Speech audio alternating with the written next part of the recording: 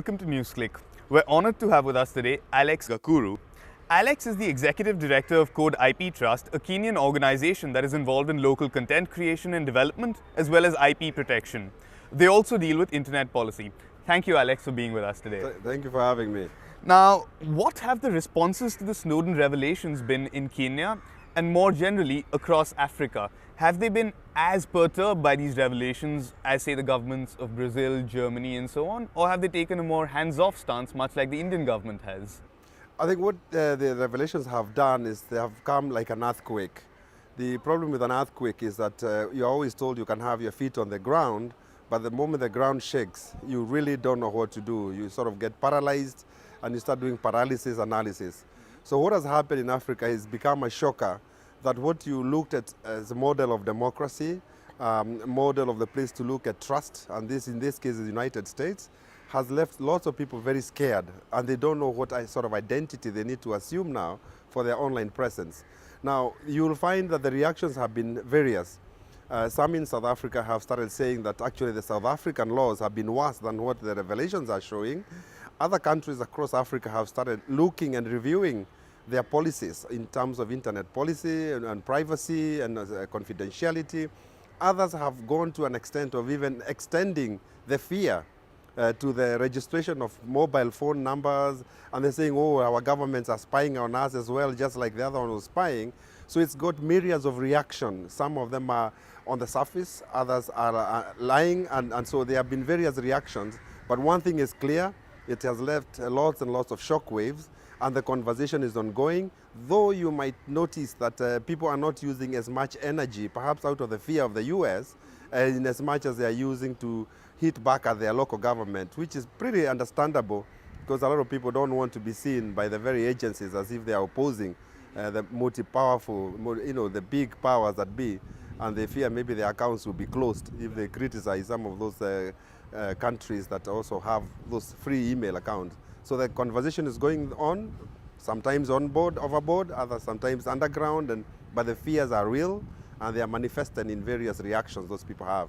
So do you actually see any African governments, notably maybe South Africa, who had previously moved on the IBSA proposal with India and so on, actually assisting countries like Brazil and Germany in trying to internationalize governance systems? I think one of the problems you'll find is that the US flexes a lot of power in terms of bilateral agreements. And I think what happens is sort of competition a lot of these countries have. They would want to preferential trade access. There are certain other military aid. There are so many other dependencies that they have with these countries. So they may not speak openly about their cooperation, but certainly they're under pressure from their citizens to ensure that there are data protection laws, if there are no information, free access to information, and certain other related laws that have to do with privacy, and especially pegging on their constitutional rights to privacy, certainly like Kenya, that's a constitutional right. The governments are increasingly under a lot of pressure to ensure that what happened is not done within their jurisdiction. Now, this is also having itself certain new challenges or opportunities, whereas then you start wondering whether you're going to find new data centers coming across Africa. This is certainly one of the things that's being advocated for, so that you do away with some of those countries that are spying on our free emails and everything, sort of like cut off the problem. And so this is becoming a popular view across Africa. Now, there's a common view that the internet is a great tool of democratization. Would you broadly agree or disagree with this? Of course, given your experience in Africa and what you must have seen in terms of the numerous developmental aspects that ICT can be used for. Absolutely, it's not just democracy, because democracy is just a foundation of development. But in terms of development of society and humanity, undoubtedly the internet is a very powerful enabling environment for the various facets and aspects of development to take place.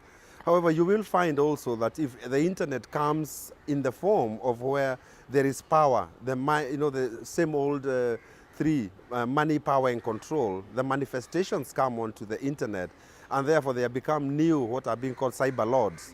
And you get new powers that come and superimpose what I've called in the past digital, the new sort of colonialization, where the old powers come and impose themselves on the internet.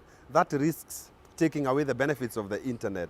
But indeed, as a neutral platform by itself, it is an enabling environment for the various aspects of development, be it democracy, be it medicine, be it communication, be it innovative new products. But certainly it is, without a doubt, a very powerful, one of the greatest inventions. Absolutely, I couldn't agree more, which is why it's so important it's reclaimed by the people, I suppose. Now, what do you see as the most pressing problems from a technical perspective with current systems of internet governance, and how do these actually affect the Global South or a citizen in the Global South?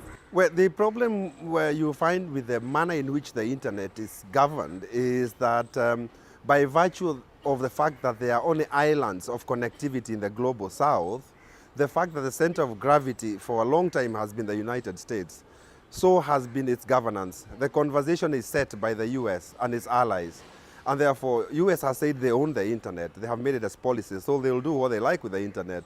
They have a very firm grip on how the internet evolves, in as much as maybe there are open processes called ICANN and everything else. We do see the conflict in ITU, where is one country per vote, vis-a-vis where is ICANN, which is essentially an American-controlled outfit because of the contracts they have with IANA and Department of Commerce.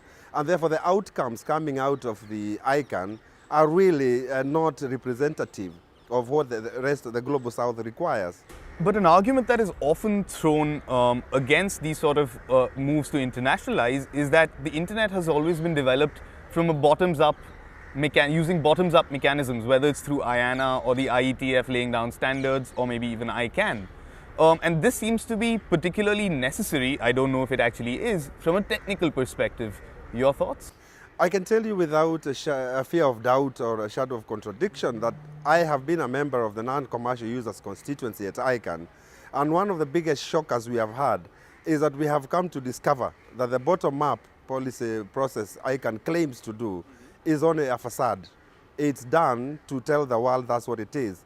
But in fact, ICANN itself flouts its own bottom-up process. It's used to say that's what ICANN does, but in reality, things are done oppositely. So that is a problem. If it was really bottom-up, everything, including the non-commercial interests that are there representing global public interest, should be right at the top of what ICANN runs. Unfortunately, it's the complete opposite, and is the most undervalued of all the voices at ICANN. So how do you think Global South countries can actually reduce their dependencies on the First World regarding things like content creation, infrastructure, and so on? I mean, so whether it's in the form of cloud computing or otherwise. First of all, it's very sad when I look at Africa and only 2% of the content online is African. That is as of June 2011. That's a sad state of affairs. People say if you remove South African, which is 1.4, the rest of Africa shared 0.6% of the web pages. Now, the domain names are so few when you compare to the number of people. The point I'm trying to put here is that Africa, being an example or one of the members of the Global South, really has no presence online. What it has is really a dot. And one of the biggest danger of lacking that content is that we become net consumers of the internet. We are not producers, and considering our diversity, we are then being influenced by all this content that's there. We are being westernized, and we believe we are being modernized. And yet the whole thing, the concept is getting lost in the middle. What we need to do as a Global South is to sit back and start asking ourselves, what are the real issues that are affecting us? Why are we subsidizing bandwidth and we are the poor countries paying to the rich? Because rather than them paying to subsidize our bandwidth, we're actually the ones paying for the access. Snowden and other incidents like those ones and other people who interfere with bandwidth, it has a cost on the bandwidth. Who pays for it? We pay for it also. So we pay to be spied on, as an example. Now, we have to change all of that by employing a series of diverse methods. One of them would be to create a lot more content for us, about us, telling our own stories. We forget the narratives that is always given to us. The second thing we have to do is we have to start thinking of alternative hosting. We don't need to keep sending our traffic across the seas to be subjected to all this manner of things we have been hearing about. Let it stay with us. We trust ourselves better. In any case, if it's going to be checked out there, even here, they could still do it. So let's have it locally in our South. We need to start collaborations amongst the Global South because our challenges are different, theirs are different. We need also to start thinking within this internet, what is wrong with it in its current architectural, governance, technical, all forms that are wrong with it, and adopt a model that suits our needs. When I say our needs, is our development needs, our cultural needs, and given our diversity. And when we talk of free expression, let us not forget ourselves is whose right to express what. You know, every culture must have an equal right to express itself online. It doesn't matter that the ones who have a lot more internet, 98%, have a bigger right to express what they think about any issue. You know, whether you are a population of only 20,000 people, you have an equal right under the United Nations to express what is your cultural values than the same people who are, let's say, 1 million or 1 billion or 300 million. They are equal, just like the way they're one person, one vote. So when we look at this as south to south, we must start looking at what our problems are, what is the potential of the internet to help us address our problems, and what can we do free of dependencies from the so-called people who have created a structure of dependency. Because if we don't break that yoke of dependence, unfortunately the internet is like a double-edged sword. It will be the same thing that's going to be used to cut us aside and make us poorer. Already we are witnessing that in terms of costs. Access of internet and bandwidth as we subsidize those big companies is becoming costly and costly. Rather than the prices coming down in any part of the developing nations, it's going up. The relative cost of maybe taking a public service vehicle to take a flash drive is becoming cheaper than actually sending via internet. And there's an experiment they did that with South Africa where they had a pigeon, and it was actually faster for a pigeon to deliver, I think, 4 megabytes of data than trying to use the Telecom South Africa. So these are some of the realities we have to start fighting, address the issues, see how the internet can actually be of more value to us, and we do proper cost-benefit analysis. So it's just not technology for the sake of it, because it's internet and we have all these wonderful, you know, fancy user apps. Cool gadgets and so on. Cool gadgets, and then we are fascinated, we are mesmerized. We should move above that stage of being fancy and is happy and excited and start getting down to the real nitty-gritties of the internet, get a hold of it, master the technologies, stop being consumers and become producers in this ecosystem. That's my view. Really interesting thoughts, Alex, and thanks so much for joining us on NewsClick today. I'm afraid that's all we have time for in this episode. Thank you very much for having me. Thank you.